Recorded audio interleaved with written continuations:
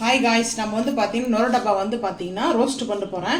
Roast வந்து பண்ணுறதுக்காக நம்ம ஃபஸ்ட்டு வந்து பார்த்தீங்கன்னா லைட்டாக வந்து மஞ்சத்தூள் வந்து போட்டுக்கலாம்.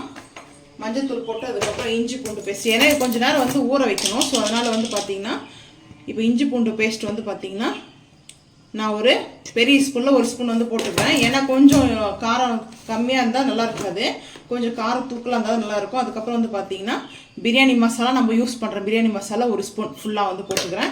இப்போ வந்து சால்ட் வந்து தேவையான அளவுக்கு சால்ட் கொஞ்சமாக போட்டுட்டு அதுக்கப்புறம் தேவை இருக்கும்போது கூட நம்ம பத்தெல்லாம் போட்டுக்கலாம்.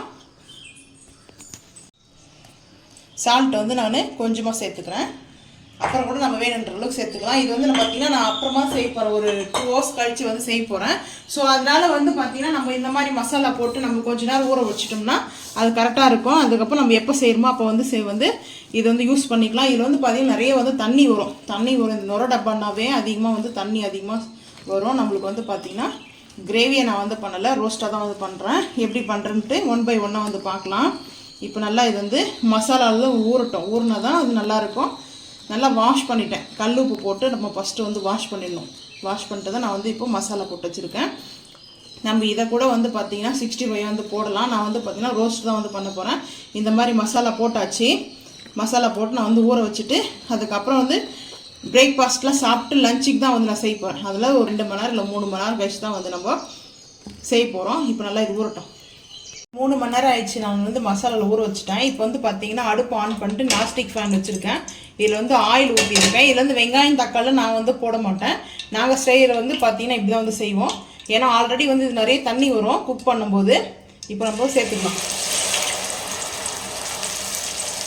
நிறைய தண்ணி வந்து வரும். ஸோ அதனால் வந்து பார்த்திங்கன்னா வெங்காயம் தக்காளிலாம் போட்டால் நிறைய அது பார்த்தீங்கன்னா கிரேவி மாதிரி ஆகிடும்.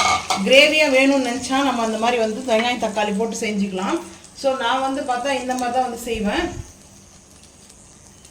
எனக்கு வந்து இப்படி தான் வந்து பிடிக்கும். நம்ம வந்து லாஸ்ட்டாக வந்து பெப்பரு இல்லை கறி மசாலா வந்து லைட்டாக வந்து மேலே போட ரோஸ்ட் ஆகும் நல்லா. இது வந்து பார்த்திங்கன்னா இப்போ வந்து பார்த்திங்கன்னா நல்லா வந்து ஆயில் வந்து கொஞ்சம் கூட வச்சுருக்காங்க. இதில் இப்போது மூடி போட்டு நம்ம வந்து மூடிடலாம். நல்லா வந்து ரோஸ்ட் ஆகட்டும்.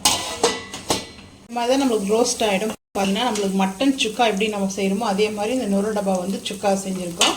இது சுக்கான்னு சொல்லலாம், ரோஸ்ட்டுன்னு சொல்லலாம்.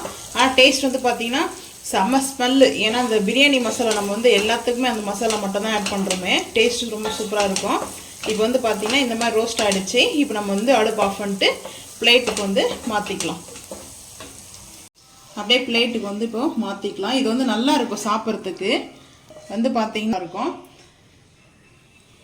ஆனால் மட்டன் வந்து பார்த்தீங்கன்னா மட்டன் சாப்பிட்ற ஃபீல் தான், மட்டன் அந்த கறி சாப்பிடும் இல்லையா, ஸோ அந்த மாதிரி ஃபீல் தான் இருக்கும். பார்த்தீங்கன்னா டேஸ்ட் ரொம்ப சூப்பராக இருக்கும். குழந்தைங்களுக்கும் இந்த மாதிரி கொடுத்தோம்னா உடம்புக்கு வந்து ரொம்ப நல்லது. இந்த மாதிரி நொர டப்பா வாங்கி ஈஸியாக ரொம்ப சீக்கிரமாக ரொம்ப குயிக்காக வந்து செஞ்சிடலாம். இது டேஸ்ட்டும் ரொம்ப அல்டிமேட்டாக இருக்கும். வந்து பார்த்தீங்கன்னா இந்த வீடியோ பிடிச்சா லைக் பண்ணுங்கள், ஷேர் பண்ணுங்கள், சப்ஸ்கிரைப் பண்ணுங்கள், பெல் ஐக்கான் வந்து கிளிக் பண்ணுங்கள். மறக்காமல் நம்ம சேனலை வந்து ஃபாலோ பண்ணுங்கள். தேங்க்யூ.